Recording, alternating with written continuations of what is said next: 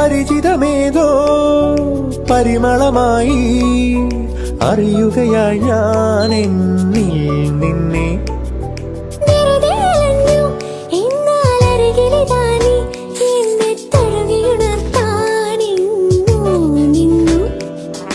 പ്രേമത്താൽ മാത്രം മിഴികളിൽ വിടരും പേരില്ലാ പൂക്കൾ കാണുകയായി ഞാൻ.